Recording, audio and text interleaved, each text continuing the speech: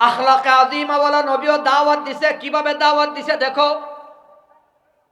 এই নবীর উম্মত, আখলাকে আযীমা ওয়ালা নবী, আপনার আমার কলিজার টুকরা নবী তায়েফের ময়দানে কালিমার দাওয়াত নিয়ে হাজির। ইয়া আইয়ুহান নাস কুলু লা ইলাহা ইল্লাল্লাহ তুফলিহুন। আপনার আমার নবী দাওয়াত দিতেছে, কালিমা বলা হয়ে যাও, জান্নাত পেয়ে যাও, কামিয়াব হয়ে যাও। তায়েফের ময়দানে নবী দাওয়াত দেয়। ইতিহাস আমরা সকলে জানি, কাফের বেঈমানের বাচ্চারা নবীরে পাথর মারতে শুরু করলো। পাথর গুলাও তো সোজা সাপটা কোনো পাথর না, ধারালো পাথর, কোনাইসা কানাইসা পাথর, ধারালো পাথর। যায়েদ রাদিয়াল্লাহু তাআলা আনহু নবীর সাথে আছিলেন। যায়েদ রাদিয়াল্লাহু আনহু বলে, পাথরগুলো নবীর গায়ে যায়, নবীর পাঞ্জাবি ছিদ্র করে ফেলে, এরপরে চামড়া মোবারক ছিদ্র হইয়া, গোশত ছিদ্র হইয়া, গায়ের ভিতর পাথর লাইগা থাকে। আমি যায়েদ আঙ্গুল দিয়া গোতা দিয়া পাথর বের করি। আঙ্গুল দিয়া গোতা দিয়া যখন পাথর বের করি, এত রক্ত বের হয়, আমার আপনার নবী একবার নয়, দুইবার নয়, তিনবার মাটিতে অজ্ঞান হইয়া পড়ে যায়। আপনার আমার নবী অজ্ঞান হয়ে মাটিতে পড়ে যায়। আমার নবী জ্ঞান ফিরে আসার পরে চিৎকার মাইরা আল্লাহরে কয়, আল্লাহ গো। সংক্ষিপ্ত সময়, কথাও সংক্ষেপ। আমার তিলাওয়াতকৃত আয়াতে আল্লাহ তাআলা বলেন, লাকাদ কানা লাকুম ফি রাসূলিল্লাহি উসওয়াতুন হাসানা।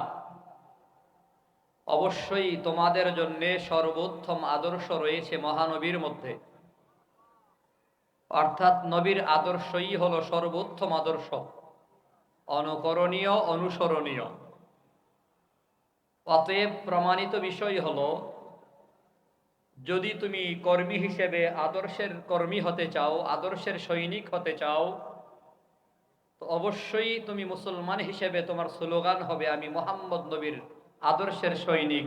ভিন্ন কোন নেতার আদর্শের সৈনিক মুসলমান হতে পারে না। এখন যদি কোনো মুসলমানের সন্তান দাবি করি যে আমার নেতা অমুক, তমুক, অমুক নেতার আদর্শের সৈনিক আমি, আপনি মুহাম্মদ নবীকে বাদ দিয়ে দুনিয়ার অন্য সব যত নেতা আছে, যার নাম বলবেন, আমি আঙ্গুল চোখে দিয়ে বলতে পারবো, একেবারে চোখের মধ্যে আঙ্গুল রেখে বলতে পারবো যে আপনার নেতার ভেতরে এমন কিছু অসৎ চরিত্র আছে, যেগুলো থাকার কারণে তাকে অনুসরণ করবেন দূরের কথা, সকাল বিকাল 3 বার জুতার বাড়ি মারা দরকার। কারণ আপনার নেতার ভেতরে আছে সব রকমের দুর্নীতি, আর 2 নম্বরে বাটপারি, সিটারি। এজন্যই তো নেতার স্লোগান হয়, আমার নেতার চরিত্র ফুলের মতো পবিত্র। যুক্তিবাদী সাহেব বছর, যুগের পর যুগ, প্রায় 30-40 বছর আগের থেকে, 50 বছর আগের থেকে স্লোগান দিতেছেন, আমার নেতার চরিত্র ফুলের মতো পবিত্র। এর পরের কথা কেন বলে না? নামাজ পড়ে না 1 ওয়াক্ত, গাঞ্জা টানে 3 ওয়াক্ত। এমন নেতা সমাজে আছে না নাই? নেতার চরিত্র ফুলের সাথে তুলনা করা হলো। ফুলের সাথে তুলনা করা হলো কেন? এই ইকু বন্ধ করে।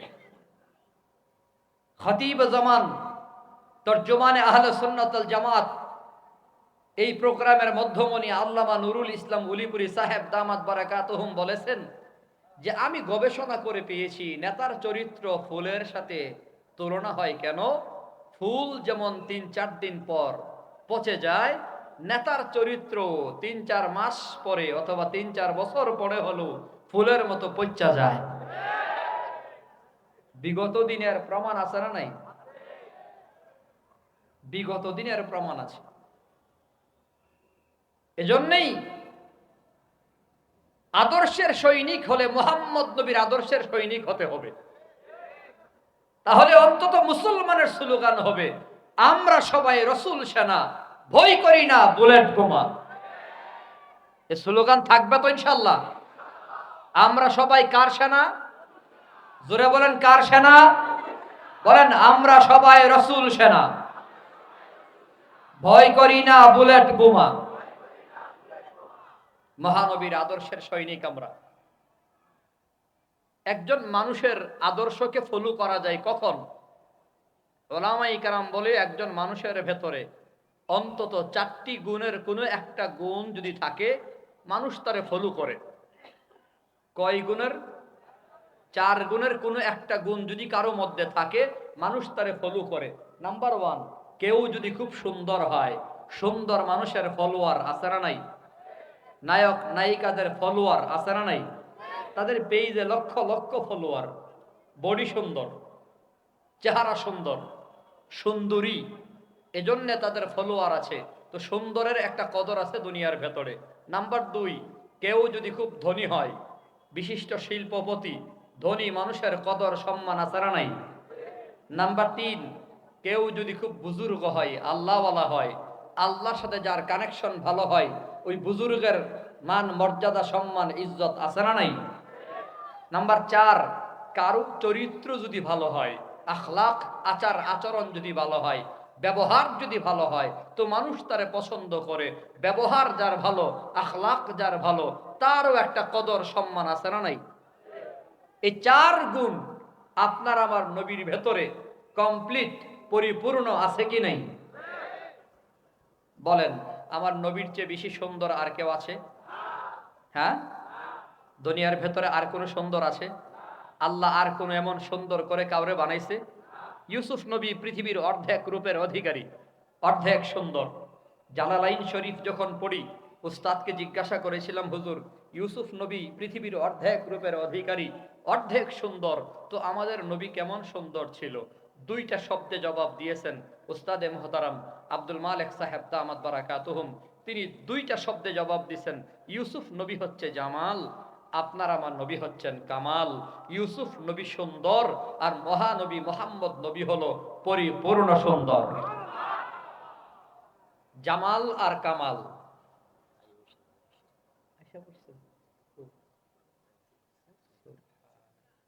নারে তাকবীর। সুলতানুল ওয়াইজিনের আগমন। আল্লামা খালেদ সাইফুল্লাহ আইয়ুবী সাহেব চলে আসছেন, বলি আলহামদুলিল্লাহ। তো আপনার আমার নবীর চেয়ে বেশি সুন্দর আর কেউ নাই। আম্মা জান আয়েশা সিদ্দিকা বলেছেন, লানা শামসুন ওয়ালিল আফাকি শামসুন। এদিকে হুজুর আসবে, এখানে বসবে, কথা বলবে। লানা শামসুন ওয়ালিল আফাকি শামসুন ওয়া শামসি খায়রুম মিন শামসিস সামাই। আম্মা জান আয়েশা সিদ্দিকা বলে, আল্লাহ তাআলা দুনিয়াবাসীর জন্য একটা সূর্য দিয়েছে, আমাকেও একটা সূর্য হাদিয়া দিছে। আমার সূর্য দুনিয়ার সূর্যের চেয়ে 1000 গুণ উত্তম। আমার সূর্য দুনিয়ার সূর্যের চেয়ে 1000 গুণ বেশি আলোকিত। আমার সূর্য দুনিয়ার সূর্যের চেয়ে 1000 গুণ বেশি সুন্দর। আল্লাহ তাআলা আমাকে যে সূর্য দিয়েছে, ওই সূর্যটা উদয় হয় এশার পরে, দুনিয়ার সূর্য উদয় হয় ফজরের পরে। আল্লাহর নবীকে বলছেন, নবীর রূপ আর সৌন্দর্য এত বেশি ছিলেন, বলে সূর্যের চেয়ে বেশি আলোকিত ছিলেন। সূর্য এক জায়গায় আছে তো আরেক জায়গায় নাই। আমার নবীর আলো যখন আল্লাহ ফুটাইয়া দিত, পুরো পৃথিবী একসাথে আলোকিত হতো। অরিজিনাল রূপ আল্লাহ ঢাইকা রাখতেন এক বিশেষ পর্দার দ্বারা, কুদরতি পর্দার দ্বারা আল্লাহ পাক ঢাইকা রাখতেন, আসল রূপ খুইলা দিতেন না, কারণ পৃথিবীর নিজাম নষ্ট হয়ে যাবে। ঢাইকা রাখতেন আল্লাহ। একবার খুইলা দিছিলেন মসজিদে নববীর মিম্বারে নবী বসা।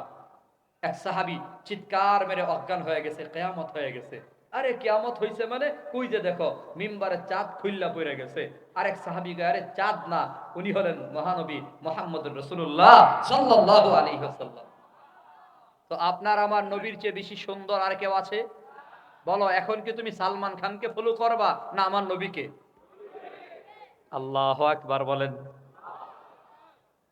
কেউ যদি ধনী হয়, ধনী মানুষের কদর সমাজে আছে না নাই? আমার নবীর চেয়ে বেশি ধনী আর কে ছিল বাজান? আল্লাহ নবী বলে, আল গিনা গিনান নাফসে। ধনী হলো সে যে মনের দিক থেকে ধনী, যার মনটা ধনী, তার কোনো অভাব নাই। হ্যাঁ, কোটি টাকা, কোটি টাকার মালিক হওয়ার পরও দুর্নীতি ছাড়ে না। হ্যাঁ, টাকার অভাব নাই, পয়সার অভাব নাই, ক্ষমতার অভাব নাই, এরপরও কলমের গোতায় কোটি কোটি টাকা খরচ করে বিদেশে পাঠাইয়া দিল, পাচার করলো, আবার নাম দিছে দরবেশ বাবা। ঠিক কিনা? দরবেশের ভান ধইরা কোটি টাকা কলমের খোঁচাই বিদেশে পাঠাইয়া দিছে, এরপরও অভাব দূর হয় না। লোকটা অভাবী, সে গরিবের চেয়েও আরো বেশি গরিব। আর ঘরের ভেতরে অল্প আছে, কিন্তু তার তো চাহিদা নাই।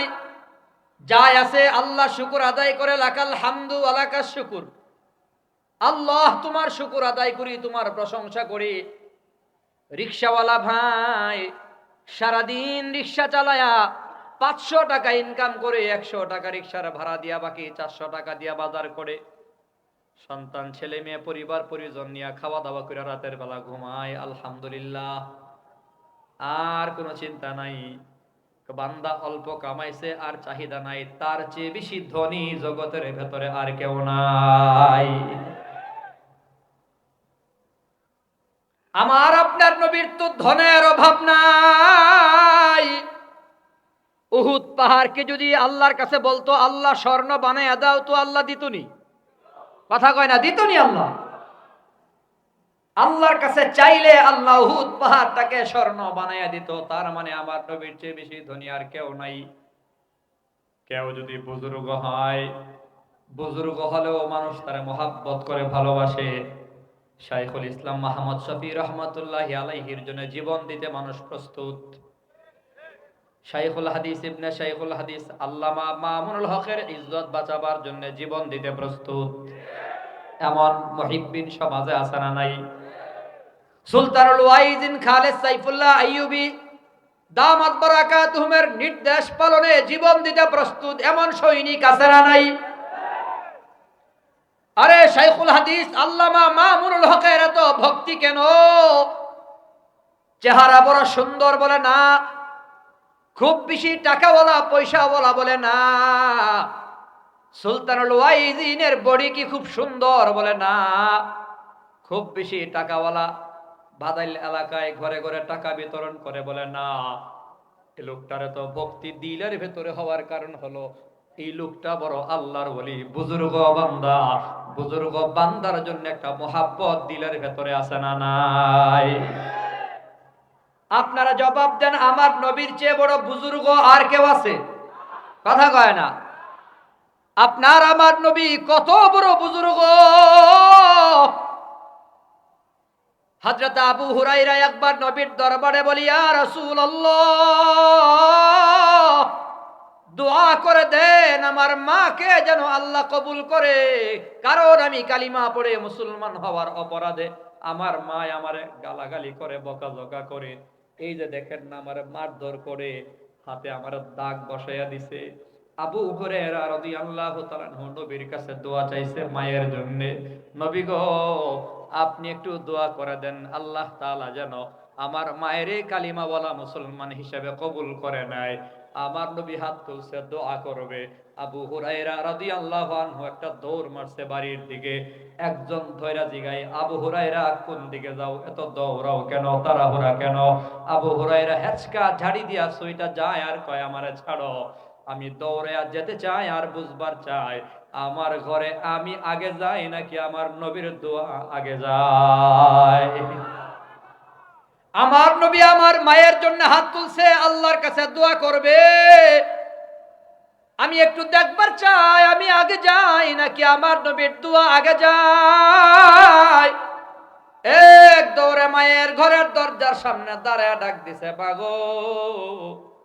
মায়ের কণ্ঠ বড় নরম।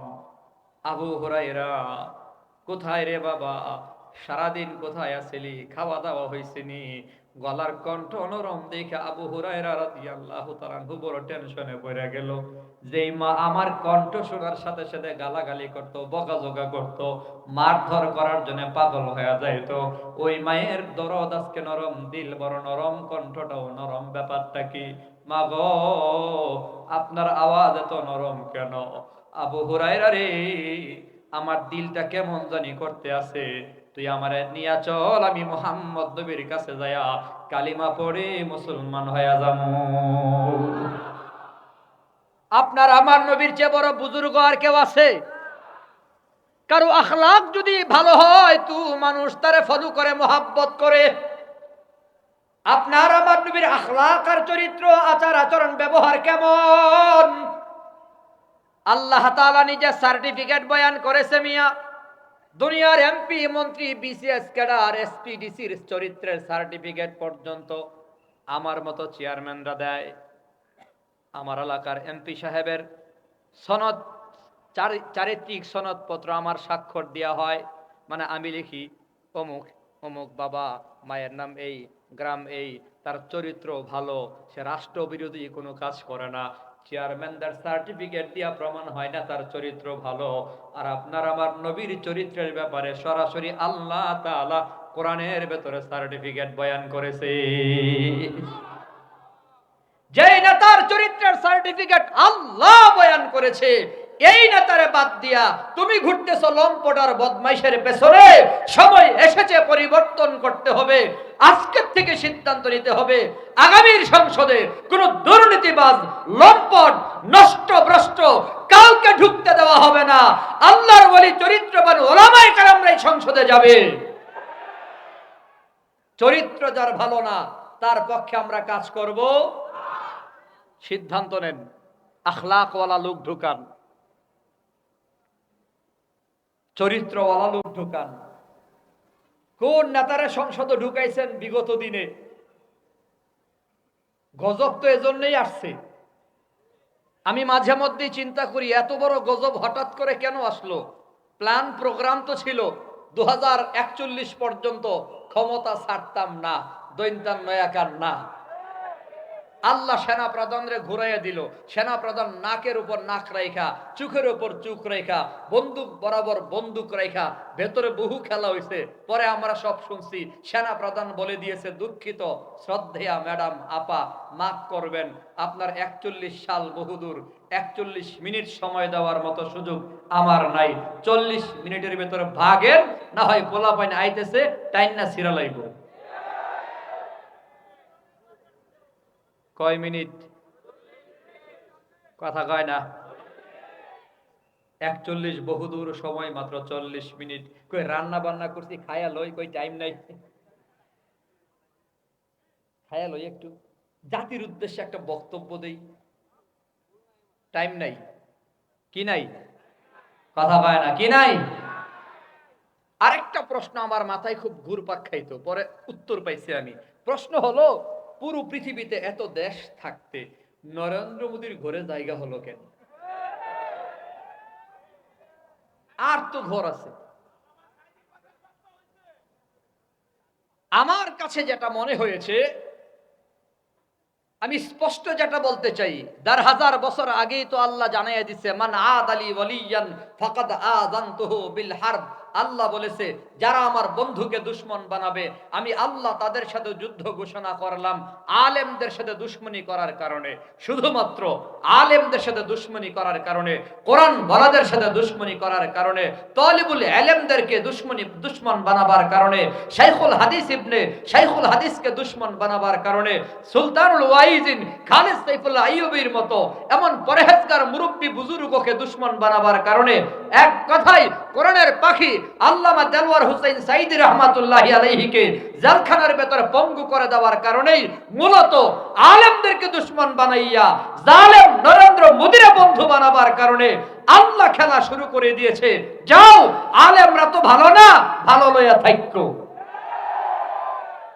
আমি তো ভালো না, ভালো লইয়া থাইকো। ঠিক নেই? পোলাপাইন বড় খারাপ গান বানাইছে, মোদির বউ নাই, হাসিনার জামাই নাই। বানাইছে নি? কথা কয় না। এই দুইজনের মধ্যে বিয়া কি জায়েজ? একজন হিন্দু আর একজন মুসলমান। হ্যাঁ, তবে নরেন্দ্র মোদীর দাদাই যদি আমাদের আপার পাগল হইয়া কালিমা পড়া মুসলমান হয়ে যায়, তাইলে আমরাও আলহামদুলিল্লাহ। আল্লাহ আমাদের হেফাজত করেন, সবাই বলি আমিন। বলতেছিলাম আপনার আমার নবীর আখলাক চরিত্রের ব্যাপারে সার্টিফিকেট আল্লাহ কোরআনে বয়ান করেছেন, জোরে কোন সুবহানাল্লাহ। নুন ওয়াল কলামি ওয়া মা ইয়াসতুরুন মা আনতা বিনি'মাতি রাব্বিকা বিমাজনুন ওয়া ইন্না লাকা লাআজরান গায়রা মামনুন ওয়া ইন্নাকা লাআলা খুলুকিন আযীম। আল্লাহ তাআলা বলে নুন, যার অর্থ দুনিয়ার কারো জানা নাই। আল্লাহু আ'লামু বিমুরাদিহি, একমাত্র এর অর্থ আল্লাহ জানে। জোরে বলেন কে? আলিফ লাম মিম, এর অর্থ জানেন একমাত্র কে? নুন, এর অর্থ আল্লাহ জানে। এরপরে আল্লাহ বলে ওয়াল কলামি ওয়া মা ইয়াসতুরুন, কলমের কসম, কলমের লেখার কসম। মুফাসসিরিনে কেরাম বলে আল্লাহ তাআলার বলা কসম খাওয়ার ভেতরে সবচেয়ে দামি কসম হলো এই দুই কসম, কলমের কসম, কলমের লেখার কসম। এরপরে আল্লাহ বলে মা আনতা বিনি'মাতি রাব্বিকা বিমাজনুন, নবী গো আপনি আল্লাহর অনুগ্রহে পাগল না, আপনার জন্য অনিঃশেষ নিয়ামত পুরস্কার রয়েছে। এরপরে আল্লাহ তাআলা সার্টিফিকেট বয়ান করে ওয়া ইন্নাকা লাআলা খুলুকিন আযীম, নিশ্চয় নবী আপনি হলেন আখলাকে আযীমা ওয়ালা, সর্বোত্তম চরিত্রের অধিকারী। বলেন সুবহানাল্লাহ। আপনার আমার নবী হলেন আখলাকে আযীমা ওয়ালা, আখলাকে আযীম। আরে খুলুকে আযীম, আখলাকে আযীমা কারে বলে? আখলাকে আযীমা ওয়ালা নবীর বৈশিষ্ট্য হলো 63 বছর জীবনে কাউরে গালি দেয় নাই। 63 বছরের জীবনে আমার নবী কাউরে ধমক পর্যন্ত দেয় নাই। নিজের স্বার্থে কখনো কাউরে থাপ্পড় দেয় নাই, কাউরে গালি দেয় নাই, কাউরে বকা দেয় নাই। নিজের স্বার্থে কখনো কারোর সাথে খারাপ আচরণ করে নাই। 63 বছর কাটায়া দিলেন। আনাস ইবনে মালিক রাদিয়াল্লাহু আনহু বলে খাদামতুন নাবিয়্যা সাল্লাল্লাহু আলাইহি ওয়াসাল্লাম 10 সিনিন, 10 বছর নবীর খেদমত করেছি। লা ক্বালা লি উফিন, 10 বছরে একদিনও নবী উফ শব্দ করে নাই। অর্থাৎ 63 বছরের জীবনে আমার নবী কখনো কাউরে ব্যক্তিগত স্বার্থে কখনো ধমক পর্যন্ত দেয় নাই। জোরে বলেন সুবহানাল্লাহ। ধমকও দিছে না নবী, ধমকও দেয়নি। আর আজকে তুমি দাওয়াতের সাথী দাবি কইরা সেই নবীর উম্মত হইয়া নবীওয়ালা কাজের দাবি কইরা সেই নবীর নবীওয়ালা কাজ করো, এই কাজের সাথী দাবি কইরা রাতের আধারে রামদানিয়া ছুরি চাক্কু নিয়া টঙ্গীর ময়দানে নিরীহ সাথীদের উপর হামলা করে 3 জনকে শহীদ করে দিলা, অর্ধশত সাথীকে হাসপাতালে ভর্তি করে দিলা। কখনো তোমরা তবলিগের সাথী হতে পারো না। সন্ত্রাসী কাজের দ্বারা প্রমাণ করেছো তোমরা সন্ত্রাস লীগের সদস্য। তোমরা তাবলিগ না, তোমরা সন্ত্রাস লীগ। তবলিগের সাথীর এমন হওয়ার কথা না। উদউ ইলা সাবিলি রাব্বিকা বিল হিকমাতি ওয়াল মাউইজাতিল হাসানাহ, দাওয়াত দেওয়ার পদ্ধতি হলো কোরআন সুন্নাহর মাধ্যমে এবং সুন্দর সুন্দর কথার দ্বারা দাওয়াত দেবে। আখলাকে আযীমা ওয়ালা নবীও দাওয়াত দিছে। কিভাবে দাওয়াত দিছে দেখো। এই নবীর উম্মত, আখলাকে আযীমা ওয়ালা নবী, আপনার আমার কলিজার টুকরা নবী তায়েফের ময়দানে কালিমার দাওয়াত নিয়ে হাজির। ইয়া আইয়ুহান নাস কুলু লা ইলাহা ইল্লাল্লাহ তুফলিহুন। আপনার আমার নবী দাওয়াত দিতেছে কালিমা বলা হয়ে যাও, জান্নাত পেয়ে যাও, কামিয়াব হয়ে যাও। তায়েফের ময়দানে নবী দাওয়াত দেয়। ইতিহাস আমরা সকলে জানি, কাফের বেঈমানের বাচ্চারা নবীরে পাথর মারতে শুরু করলো। পাথর গুলাও তো সোজা সাপটা কোনো পাথর না, ধারালো পাথর, কোনাইসা কানাইসা পাথর, ধারালো পাথর। যায়েদ রাদিয়াল্লাহু তাআলা আনহু নবীর সাথে আছিলেন। যায়েদ রাদিয়াল্লাহু আনহু বলে পাথরগুলো নবীর গায়ে যায় নবীর পাঞ্জাবি ছিদ্র করে ফেলে, এরপরে চামড়া মোবারক ছিদ্র হইয়া, গোশত ছিদ্র হইয়া, গায়ের ভিতর পাথর লাইগা থাকে। আমি জায়েদ আঙ্গুল দিয়া গোতা দিয়া পাথর বের করি, আঙ্গুল দিয়া গোতা দিয়া যখন পাথর বের করি এত রক্ত বের হয়, আমার আপনার নবী একবার নয়, দুইবার নয়, তিনবার মাটিতে অজ্ঞান হইয়া পড়ে যায়। আপনার আমার নবী অজ্ঞান হইয়া মাটিতে পড়ে যায়। আমার নবী জ্ঞান ফিরে আসার পরে চিৎকার মাইরা আল্লাহরে কয়, আল্লাহ গো, পাঠিয়ে দিছো, কাদের মধ্যে কোন ধরনের লোকের মাঝে আমারে পাঠিয়ে দিছো? এরা পাথর মেরে মেরে মেরে মেরে আমাকে শেষ করে দিতেছে। ও মুসলমান নবীর উম্মতারা শোনো, আপনার আবার নবী যখন তায়েফের ময়দানে চিল্লি মাইরা আল্লাহরে ডাক দিছিল, আসমানের সকল ফেরেশতা একসাথে চিৎকার মাইরা আল্লাহরে ডাক দিছিল। আসমানের সকল ফেরেশতা দুইবার আল্লাহরে ডাক দিছে চিৎকার দিয়া, দুইবার সব ফেরেশতা এট এ টাইমে এক সময় আল্লাহরে চিৎকার মাইরা ডাক দিছিল। একবার যখন ইউসুফ নবীকে কুয়ার ভেতরে ফেলে দেয়, ছোট মাসুম সুন্দর চেহারাওয়ালা বাচ্চা ইউসুফ নবীকে ফেলে দেয়, ইউসুফ নবীর ভাইরা যখন কুয়ার ভেতরে ফেলে দেয়, আসমানের সকল ফেরেশতারা কান্না করেছিল। আরেকবার কান্না করেছে, আরশ বহন করে ফেরেশতারাও কান্না করেছে, জিবরাইল আমিন কান্না করেছে, মিকাইল ইসরাফিল ফেরেশতা কান্না করেছে, আজরাইল এত কঠিন দিল ওয়ালা একজন ফেরেশতা, মানুষের রূহ কবজ করে যার মায়া হয় না, ওই আজরাইলও কান্না করেছে। আসমানের সকল ফেরেশতা চিৎকার মেরা আল্লাহকে ডাক দিয়া কয়, আল্লাহ গো, আপনার হাবিবের কোথায় পাঠাইয়া দিলেন? আপনার হাবিবের পাথর মেরে মেরে শেষ করে দিতেছে। গভীর মনোযোগ দিয়ে শুনো ও মুসলমান নবীর উম্মতেরা, আসমানের সকল ফেরেশতারা আল্লাহর কাছে বিচার দেয়। আপনার আমার নবীর চিৎকারের সাথে সুর মিলাইয়া আসমানের সব ফেরেশতা আল্লাহরও বলে, আল্লাহ কোথায় আপনার হাবিবের পাঠিয়ে দিবেন? তায়েফের ময়দানে পাথর মেরে মেরে নবীকে শেষ করে দিতেছে গো আল্লাহ। তখন আল্লাহ তাআলা জিবরাইল আমিনকে দলবল সহ পাঠায়া দেয়। আল্লাহ বলে, জিবরাইল আমার বন্ধুরে জিজ্ঞেস কইরো, আমার বন্ধু যদি অনুমতি দেয় তায়েফের বেঈমানদের মাটির সাথে মিশায়া দিও। জিবরাইল আমিন আয়েশা নবীর অনুমতি চায়। ও নবী, আপনি যদি অনুমতি দেন, আল্লাহ বলছে তাদেরকে মাটির সাথে মিশায়া দেওয়ার লাগি। নবী গো, আপনার অনুমতি চাই। আপনার আমার নবী কয়, জিবরাইল আমি হলাম দাইয়ান ইলাল্লাহ, আল্লাহর পথে মানুষকে দাওয়াত দেওয়ার জন্য আসছি। আমি নবী পাল্টা আক্রমণ করার জন্য আসি নাই। আমি নবী আল্লাহর দরবার থেকে আল্লাহ আমারে পাঠায় নাই, আল্লাহ পাঠাইছে মানুষগুলাকে দাওয়াত দেওয়ার জন্য। আমি দাইয়ান ইলাল্লাহ, আল্লাহর পথে মানুষকে ডাকি।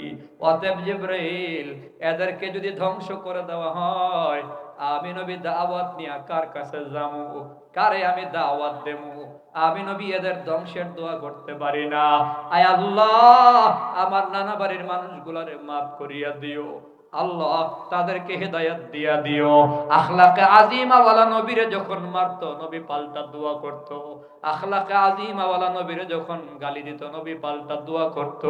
কেউ যদি নবীর সাথে খারাপ ব্যবহার করেছে, আমার নবী আখলাকে আজিমা ওয়ালা নবী সর্বোত্তম ব্যবহার করেছে রে মিয়া। খবর নিয়া দেখো, আমার নবী সাহাবায়ে কেরামদের সাথে নিয়া একটা জানাজার নামাজ পড়ায় রওনা করেছে। বাড়ির দিকে যায়, সাথে আবু বকর, ওমর, উসমান, আলী রিদওয়ানুল্লাহি তাআলা আলাইহিম আজমাইন সাথে। আপনার আমার নবীর সাথে সাহাবায়ে কেরাম গভীর মনোযোগ দিয়ে শোনা লাগবে। নবীর প্রেম দিলের ভেতরে ঢুকাও মুসলমান নবীর উম্মতেরা। নবী জানাজার নামাজ শেষে বাড়ির দিকে রওনা করে। আপনার আমার নবীর পাশে তখন সাহাবায়ে কেরাম আছিল, সেখানে আবু বকর, ওমর, উসমান, আলীরাও ছিল। আপনার আমার নবী বাড়ির দিকে যায়, এক ইহুদির বাচ্চা পেছন থেকে আপনার আমার নবীর গলার মধ্যে ঝোলানো চাদর হেঁচকা টান মেরে দিয়া কয়, মুহাম্মদ তুমি আমার পাওনা টাকা আদায় করে যাও। এক ইহুদির কাছ থেকে আপনার আমার নবী কিছু ধার করেছিলেন এক সাহাবীর জন্য, নিজের জন্য না। আমার নবী নিজের জন্য কখনো কারো কাছে হাত পাতে নাই, কারো কাছে কোনোদিন সওয়াল করে নাই। কেন রে মুসলমান, কেন? ওই আল্লাহ তাআলার পছন্দের দুইটা জায়েজ কাজ আছে। আল্লাহ তাআলা আল্লাহ তাআলা অপছন্দ করে কিন্তু হালাল, হালাল হলেও আল্লাহর বড় অপছন্দ। আবগাদু হালাল আবগাদুল হালালে ইনদাল্লাহি তাআলা ইসনাহান। আল্লাহর কাছে দুইটা হালাল বড় অপছন্দ। একটা হলো সওয়াল করা, অন্যের কাছে নিজের জন্য কিছু চাওয়া আল্লাহ পছন্দ করে না। যার কারণে 63 বছর জীবনে আমার নবী কখনো দুনিয়ার কোনো মানুষের কাছে চাহিদা পেশ করে নাই। আর একটা হালাল হলো তালাক দেওয়া। তালাক দেওয়া যদিও হালাল কিন্তু আল্লাহ পছন্দ করে না। যার কারণে আপনার আমার নবী 11 জন বিবির সংসার করেছে, একজন বিবিকেও নবী তালাক দেয় নাই। নবী কখনো কারো কাছে হাত পাতেন নাই, নবী কখনো তালাক দেন নাই। আপনার আমার নবী কখনো নিজের জন্য টাকা পয়সা কারো কাছে ধার নেয় নাই। কিন্তু এক ইহুদির কাছ থেকে একজন সাহাবীর জন্য কিছু টাকা ধার করেছিলেন। নির্ধারিত সময় ছিল, অমুক বারে তুমি তোমার টাকা নিয়ে যাবা। আপনার আমার নবী, ইহুদি যখন আমার নবীকে আটকায় দিছে, নবী বলে, ইহুদি তোমার সাথে না আমার পাকাপোক্ত কথা ছিল, আগামীকাল তুমি তোমার টাকা বুঝা নিবা। ইহুদি কয়, মুহাম্মদ তোমার বংশের লোকদের ভালো করেই চিনি, তোমাদের কথাবার্তার ভেতরে কোনো মিল নাই। তোমার বংশের লোকেরা বড় ধরনের বাটপার সিডার টাইপের। জোরে কর না নাউজুবিল্লাহ। ইহুদি বলে, মুহাম্মদ আগামীকাল বুঝি না, এখন আমার টাকা দিয়া যাওয়া লাগবে। আপনার আমার নবীর পেছন থেকে যখন রুমাল টান দিছে, রুমাল যায় নবীর গলায় চাইপা গেলেন, জিব্বা মুবারক প্রায় বের হয়ে গেল, চোখ থেকে পানি বের হয়ে গেছে, আমার নবীর চেহারা লাল বর্ণের হয়ে গেল। হযরত ওমর তরবারির খাপে হাত দিয়া কয়, নবী আপনি যদি অনুমতি দেন ইহুদির বাচ্চার দেহ থেকে মাথাটা আলাদা করে দেব। ওমর তো ওমরই গরম হয়ে গেছে। আমার নবী কয়, ওমর কাজটা তুমি ভালো করো নাই, তুমি তো আমারেও বলতে পারতা। আরে আমার নবীর কথাবার্তা কেমন দেখো। ওমর তুমি তো আমারে বলতে পারতা নবী ইহুদির টাকা দিয়া দেন, আর না হয় ইহুদিরে বলতে পারতা ইহুদি নবীর সাথে বেয়াদবি না কইরা আদবের সাথেও তুমি তোমার টাকাগুলা চাইতে পারতা। ওমর ইহুদির টাকা বুঝাইয়া দাও, আর 32 কেজি খেজুর তারে বেশি দিয়া দিবা। হযরত ওমর জানবার চাইল, নবী পাওনা দিলাম ঠিক আছে, 32 কেজি খেজুর আবার অতিরিক্ত কেন দেব? নবী কয়, তুমি যে হুমকি দিছো তার দেহ থেকে মাথাটা আলাদা করে দিবা। তারে ভয় দেখাবার কারণে, হুমকি দেওয়ার কারণে আমি নবী তোমার উপর জরিমানা করলাম, 32 কেজি খেজুর তারে দিয়া দিবা। হযরত ওমর তার পাওনা টাকা দিয়া দিল, 32 কেজি খেজুরও বাড়াইয়া দিয়া দিল। ইহুদি আবার হযরত ওমরকে জিজ্ঞাসা করে, ওমর বুঝলাম মুহাম্মদ আমার পাওনা আদায় করেছে, আজকে তো পাওনা আদায় করার কথা ছিল না। মুহাম্মদ মদিনার নেতা, সর্দার, বিচারক মুহাম্মদ নবী, আমরা ইহুদিরাও মুহাম্মদ নবীর বিচারক হিসেবে মাইনা নিছি। আমার মুহাম্মদ তো চাইলে আমার দেহ থেকে মাথাটা আলাদা করে দিতে পারত, কিন্তু আমার পাওনা আদায় করলো। আরেকটা বিষয় বড় জানবার বিষয়, পাওনা আদায় করতে বুঝলাম, কিন্তু 32 কেজি খেজুরে কেন দিল? হযরত ওমর কই, ইহুদি রে, ইহুদির বাচ্চা শুন, আমি যে তোরে ভয় দেখাইছি তোর দেহ থেকে মাথাটা আলাদা করে দেব নাকি? হুমকি দেওয়ার কারণে নবী আমার উপর 32 কেজি খেজুর জরিমানা করেছে। ইহুদি আবার বলে, ওমর তুমি কি আমারে চিনছো? ওমর বলে, না। ইহুদি তার পরিচয় দিয়া বলে, আমি হলো বারাই। হযরত ওমরের চোখ তখন বড় বড় হয়ে গেল। বারাই তো ইহুদিদের মধ্যে বড় একজন আলেম, স্বনামধন্য আলেম। বারাই তোমার নাম শুনছি জীবনে বহু, আজকে প্রথম দেখলাম তুমি কিভাবে এত বড় আলেম হইয়া মুহাম্মদ নবীর সাথে বেয়াদবি করলা। বারাই কয়, ওমর পরীক্ষা করার জন্য নবীর সাথে বেয়াদবি করেছি। ইহুদি আলেম হওয়ার কারণে জানতে পেরেছি মুহাম্মদ নবী কেমন হবে, মুহাম্মদ নবীর চেহারা সুরত কেমন হবে, বডির অবয়ব কেমন হবে, চোখ কেমন হবে, কপাল কেমন হবে, সব পড়েছি। হুবহু আব্দুল্লাহর ছেলে মুহাম্মদ বর্তমান যে মুহাম্মদ দেখা যায়, তোমরা যারা নবী মনে করো তার সাথে কিতাবের পড়া হুবহু মিল লাগেছিল। আর একটা বিষয় জানার বিষয় আছিল, কিতাবের ভেতরে আছে আখিরুজ্জামানের নবী মুহাম্মদ আচরণ বড় ভালো করে, তার সাথে খারাপ ব্যবহার করলে পাল্টা ভালো ব্যবহার করে, তারে কেউ আঘাত করলে পাল্টা নাকি সে আদর সোহাগের বিনিময় ব্যবহার করে। খারাপ আচরণের পাল্টা ভালো ব্যবহার কিতাবে পড়ছি, আজকে প্রমাণ পেয়ে গেছি। আমি মুহাম্মদের গলায় চাদর লাগাইয়া দিলাম, আমি মুহাম্মদ নবীর কষ্ট দিলাম, আমারে উল্টা সব দিয়া দিল, উল্টা আরো 32 কেজি খেজুরও বাড়াইয়া দিল। আমার খারাপ ব্যবহারের বিনিময়ে মুহাম্মদ নবীর ব্যবহারের দ্বারা প্রমাণ হয়ে গেছে মুহাম্মদ নবী সত্য নবী, কোনো সন্দেহ নাই। ওমর, তোমারে সাক্ষী রাইখা আমি তোমার সামনে কালিমা পড়ে মুসলমান হয়ে গেলাম।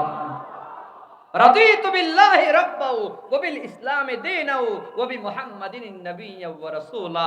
ওমর, আমি সাক্ষী দিলাম আল্লাহর উপর রাজি হয়ে গেলাম, সাক্ষী দিলাম মুহাম্মদ আমার নবী, সাক্ষী দিলাম ইসলাম আমার ধর্ম, তোমাকে সাক্ষী রেখা আমি কালিমা পড়ে মুসলমান হয়ে গেলাম। চিৎকার মেরে কোন আল্লাহু আকবার।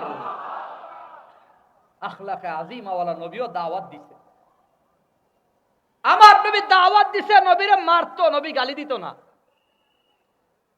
পাল্টা আঘাত করতো না। আর তুমি নবী ওয়ালা কাজের দায়িত্ব কান্দে নিয়ে ঘুরো, সুযোগ পাইলে ছুরি ঢুকাইয়া দাও। ফাইজলামি পাইছো? নবী ওয়ালা কাজ হবে নবীর ওয়ারিস উলামায়ে কেরামের তত্ত্বাবধানে, কোন সন্ত্রাসীদের দ্বারা নবী ওয়ালা কাজের দরকার নাই। তোমাদের মতো সন্ত্রাসদের আমরা চিনে ফেলেছি, তোমরা কার দালালি করতেছো সেটা জাতি বুঝে গেছে। তোমরা তারাই যারা একবার আনসার লীগ হয়ে আসছিল, তোমরা তারাই যারা একবার রিকশা লীগ হয়ে মাঠে আসছিল, তোমরা তারাই মাঝখানে ইসকন লীগ হয়ে মাঠে নামছিলা। আপারে খুশি করার জন্য, আপারে আবার গদিতে বসাবার জন্য তোমরা আবার গাট্টি গুল কইরা তবলিগের সাথীও দাবি করো, প্রতি বিপ্লব ঘটাবার জন্য। মনে রাখো, সন্ত্রাসী শেখ হাসিনার জায়গা বাংলার জমিনে হয়নি, তার দালালের জায়গাও বাংলার জমিনে হবে না। ওপারের ভয় আমাদের দিলে নাই, ওপার থেকে ভয় দেখায়, তার কাটার বেড়া সিরাবিরা বাম ব্রাহ্মণবাড়িয়া ঢুকে যাবো। আগরতলায় দেখছেন না, আগরতলায় খুব উৎপাত করছিল, ঢুকে যাইব। আমি দেখছি আবার সীমান্তে তার কাটার থেকে আরো প্রায় 600 মিটার দূরে আরেকটা তার কাটার বেড়া বানাইছে নিজেরা, বানায়া সেরা ঠেলাঠেলি করে আবার এপাশে নিজেদের বিএসএফ পুলিশ দাঁড় করায় রাখছে। আমরা দৌড় দেবো বাংলাদেশের দিকে ঢুকে যাইবার লাগি, তোরা কিন্তু আটকাইছে। কারণ যদি ব্রেক ফেল করে ঢুকে যাই ব্রাহ্মণবাড়িয়ায়, তো ব্রাহ্মণবাড়ির পোলাপাইন যেই খারাপের খারাপ কাশি লয়ে বয়ে রইছে, সব গোলারে মুসলমানি কইরা ছাইরা দিব। ব্রাহ্মণবাড়িয়া আলাদা একটা জিনিস, কথা কোন ঠিক কিনা? এখানে কোনো বেঈমানের ছাড় ছিল না, কখনো ছাড় পাবে না। ওরা আমাদের ভয় দেখায়, হুমকি দেয়, বাংলাদেশ দখল করে ফেলবে। আমরা শান্তি চাই, পরিষ্কার ভাষায় ভারত প্রতিবেশী দেশ হিসেবে আমরা শান্তি চাই, মোহাব্বত চাই, ভালোবাসা চাই, বুকের সাথে বুক লাগাইয়া চলতে চাই, প্রতিবেশী সাথী বন্ধু হয়ে চলতে চাই। কিন্তু তারা যদি আমাদের গোলাম বানাবার চেষ্টা করে, তাদেরকে প্রভু হিসেবে মেনে নেওয়ার মতো সিদ্ধান্ত আমাদের নাই। বরং আমাদের উপর যদি প্রভুত্ব দেখাতে চাই, ভারত দখলের সিদ্ধান্ত আমাদের আছে। আমরা মানুষ কম হইলেও কইলজা বড়, কারণ আমাদের কোনো বিমান কামানের দরকার নাই, আমাদের ইমানের দরকার। কথা কোন ঠিক কিনা? আরে বদর যুদ্ধে আমি একটা হিসাব করেছি, আপনারা দেখেন মিলে কিনা। বদর যুদ্ধে 313 জনের বিপরীত ছিল 1000 কাফের, অর্থাৎ কাফেরদের সংখ্যা 1000, মুসলমানের সংখ্যা 313। জবাব দেন, মুসলমানের সংখ্যা কত, কাফেরদের সংখ্যা কত? 313 দিয়ে যদি 1000কে ভাগ করা হয়, তো একজন মুসলমানের উল্টা হয় 3 জন কাফের। মুসলমান একজন, কাফের কয়জন? এই হিসাব 1500 বছর আগের বদর যুদ্ধের হিসাব। কত বছর আগের? 1500 বছর আগের। বলেন কত বছর? বলেন 1500। 1500 বছর আগের হিসাব হলো, একজন মুসলমান 3 জন কাফেরকে দৌড়ানি দিছে, কাফেররা প্রস্রাব পায়খানা একাকার করে পালাইছে। ১,৫০০ বছর পরের একটা হিসাব আমি করেছি। ভারত এবং বাংলাদেশ মিলিয়ে নরেন্দ্র মোদীর গোলাম হলো ১২০ কোটি। কত কোটি? মুখস্থ করেন। ভারত বাংলাদেশ মিলিয়ে কত? তাদের সংখ্যা কত? ১২০। বলেন না কত? ১২০ কোটি। আর ভারত বাংলাদেশ মিলিয়ে মুসলমানের সংখ্যা হলো ৩৬ কোটি। অর্থাৎ বাংলাদেশে মুসলমান ১৬ কোটি, ভারতে আছে ২০ কোটি। ২০ আর ১৬ ৩৬। কত? ৩৬ কোটি দিয়া ১২০-এর আমি ভাগ করে দেখছি, একজনের উল্টা ৩ জন। আল্লাহু আকবার বলেন না। একজনের উল্টা কয়জন? একজনের উল্টা কয়জন? যদি তারা যুদ্ধ করতে চায় তো আমাদের একজন মাত্র ৩টারও দৌড়াইতে হইব। আমাদের নবীর সাহাবায়ে কেরাম যেহেতু পারছে, আমরাও পারবো। কথা কোন ঠিক কিনা? নবীর সাহাবায়ে কেরাম যেহেতু পারছে, আমরাও। আমাদের কোনো ভয়। আমাদের সাথে আছে কে? আল্লাহ কবুল করেন, সবাই বলি আমিন। খারাপ লাগতেছে আপনাদের কাছে? একটা একটা খবর, তাজা খবর এলো, ভালো করে মনে রাখেন। মুমিন বান্দার কোনো ভয় নাই। আমি বুধ আগেও বলছি, ইমান বলার কোনো ভয় নাই, কারণ ইমান বলার মালিক আছে। মালিককে সবাই তো আওয়াজ দেয় না। আরে জোরে কর না, কে? আপনার আমার মালিক কে? যার মালিক আছে তার ভয় নাই। ভারতের ভয়, তাদের মালিক নাই। এদের মালিক হইল গরু। ঠিক নেই? এরা গাভীরে মা ডাকে। আমি আবার হিসাব করে দেখলাম কোন কোন জায়গায় গাভীরে প্রভুও ডাকে। এক একবার এক এক রকম। আচ্ছা, চিন্তা করেন, সম্ভবত আমার বন্ধুবর মুফতি সালমান ফার্সি বলে গেছে, এরা খাই গরুর মুত, আমরা খাই গরুর গোশত, গরুর কলিজা। যারা মুত খায়, গোবর খায়, এরা হুমকি দেয় কলিজা যারা খায় তারারে। কোন যুক্তি আছে এটার ভিতরে? আজীব ব্যাপার। গাবি যদি মা হয়, আমার এক উস্তাদ কইতেন, গাবি যদি মা হয়, সার হয় বাপ। সার কি? বুঝাইতে পারি না। গাবি মা হইলে সার কি হয়? তো দাদা কেডা হয় কোন তো? বলদ। দাদা কেডা? বুড়ো হয়ে গেলে তো আর সার থাকে না, এটা ৬০টা বলদ বানায় এলাই মানুষ। গাবি যদি মা হয়, সার হয় বাপ, দাদা হয় বলদ, তো বলদের নাতিরা হুমকি দেয় আমাদেরকে। বলদার গোষ্ঠী। আমাদের কোনো ভয়? যার মালিক আছে তার কিসের ভয়? মাল্লাহুল মাওলা ফালাহুল কুল। যার আছে রব, তার আছে সব। আমাদের আকাবিরিন কখনো ভয় পাইতেন না মিয়া। আমার কাছে দরখাস্ত আছে, শাইখুল হাদিস আজিজুল হক রহমাতুল্লাহি আলাইহি, আমি প্রায় বয়ানে বলি, মামুনুল হক সাহেব এত বড় বাঘের মতো হুঙ্কার দেয়া কথা কয়, সাহস পায় কয়, সিংহের মতো কথা কয়, সাহস পায় কয়। আরে সাহস তো এমনি হইছে না, তার বাপ আছিল বাঘ, বাঘের ঘরে বাঘই হয়। বুঝতে হবে তো। শাইখুল হাদিস বাতিল বেঈমান নাফরমানরে ভয় পায় কোনো কথা বলতেন না। মুফতি সাখাওয়াত হোসেন রাজি সাহেব এই যে হুঙ্কার দিয়া কথা কয়, কাউরে ভয় পায় না। কেন? কই তার শ্বশুর মুফতি আমিনী কোনো বেঈমানরে ভয় পাইতো না। এই যে নায়েবে আমির মুফতি ফয়জুল করিম দামাত বারাকাতুহু হুঙ্কার দিয়া কথা কয়, ওনার হুঙ্কারে মাঝে মধ্যে আলোচনা সমালোচনা হয়। বাকি বেঈমান নাফরমানদের চোখে চোখ রাইখা, নাকে নাক রাইখা, চোখ লাল করে হুঙ্কার দেয় তিনি। এত বড় হুঙ্কার দেওয়ার সাহস পায় কয় কি ওনার বাপ ফজলুল করিম রহমাতুল্লাহি আলাইহি বেঈমান নাফরমানদের হুঙ্কার দিয়ে এই কথা কইতো। বাঘের ঘরে বাঘই হয়। কথা ঠিক নেই? অতএব আমাদের কোনো ভয় নাই, আমাদের আকাবিরিনরা কখনো ভয় পায় নাই।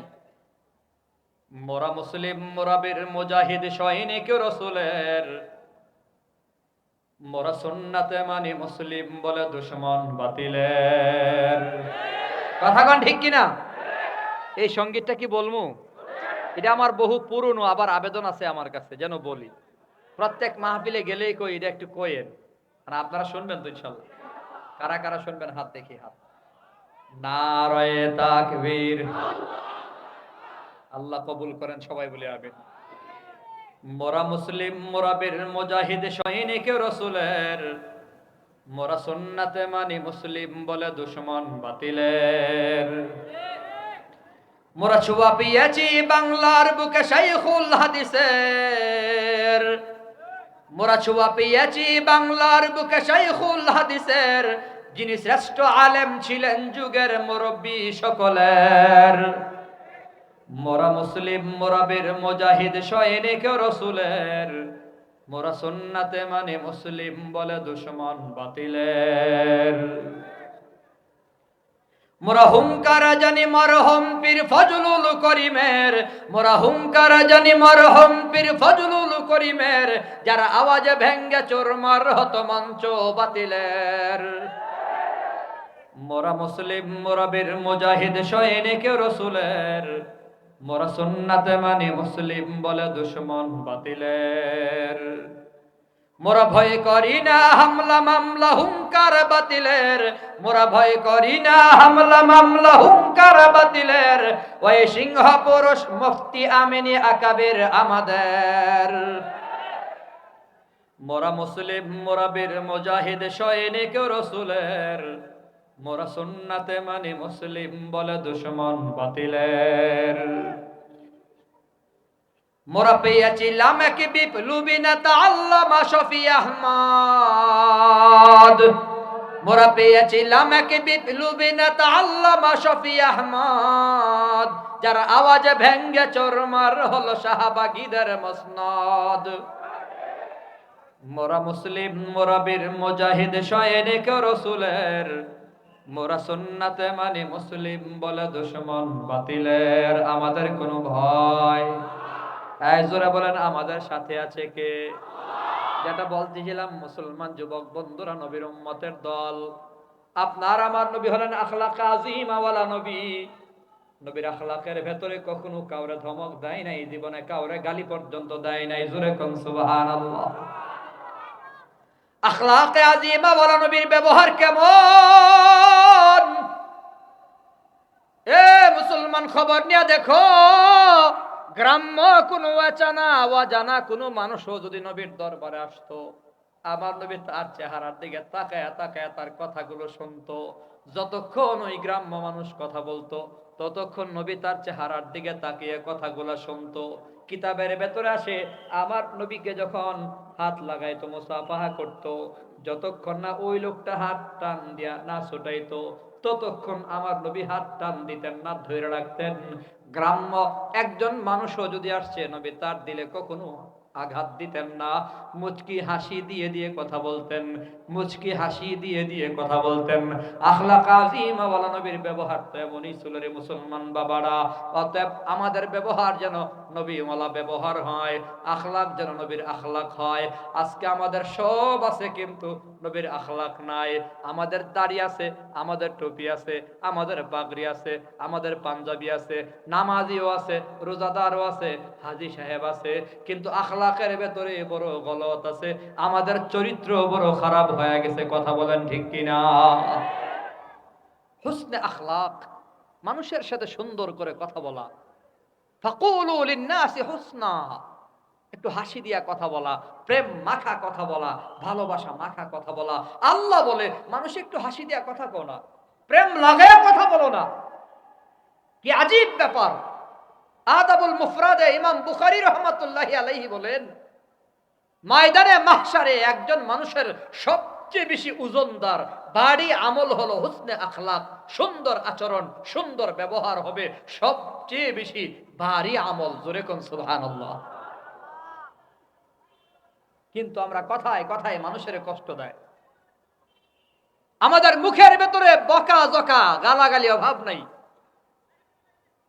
দুঃখ, মাঝে মধ্যে দুঃখ নিয়েই বলি। শিক্ষিত পার্সন পর্যন্ত গালি ছাড়া কথা কয় না। এর বাস্তব প্রমাণ হলো বিসিএস ক্যাডার হয়েও এসপি ডিসি হয়া, বিশেষ করে পুলিশের ডিপার্টমেন্টে পুলিশ ভাইরা যারা আছেন রাগ করবেন না, আমি নিজে ভুক্তভোগী, আমি দেখছি পুলিশের মুখে এত পচা বকা গালি, এত বকাবকি তারা করে, এত গালাগালি করে, এত নাপাক ভাষায় একজন আরেকজনের গালাগালি করে, যে বেশ্যা মহিলাদের জবানেও এত নাপাক গালি নাই। আচ্ছা, কেন হলো এটা? হয় কি কারণে হয়েছে কোন তো আমারে? এত পড়াশোনা করলো, বিসিএস ক্যাডার হলো, উচ্চ শিক্ষিত হয়েও জবান সুন্দর না, জবানের ভেতরে নাপাকি, গালাগালি বকাঝকা হওয়ার কারণ কি? ওই আখলাকে আজিমাওয়ালা নবীর চরিত্র, নবীর নবীর জীবনী যদি পড়ানো হতো, তাদের পড়াশোনার ভেতরে, তাদের সিলেবাসের ভেতরে মহানবীর আদর্শ, মহানবীর আখলাক, মহানবীর চরিত্র যদি থাকতো, তাহলে বিশেষ ক্যাডার হওয়ার পরে তাদের জবানে গালি থাকতো না। পড়াশোনা করার পরে শিক্ষিত কোনো পুলিশ অফিসার গালি দিয়ে কথা বলতে পারতো না। নবীর শিক্ষা নাই, যার ধরুন নববী আখলাকও নাই। এজন্যে আমাদের শাইখুল হাদিস ইবনে শাইখুল হাদিস আল্লামা মামুনুল হকের একটি দাবি, চূড়ান্ত দাবি হলো, বাংলাদেশের নিম্ন মাধ্যমিক, উচ্চ মাধ্যমিক সহ বাংলাদেশের কলেজ ইউনিভার্সিটিতে প্রত্যেকটা শিক্ষা প্রতিষ্ঠানে, প্রত্যেকটা ক্লাসে নবীর চরিত্রের সবক তাদেরকে শিক্ষাদান করাতে হবে।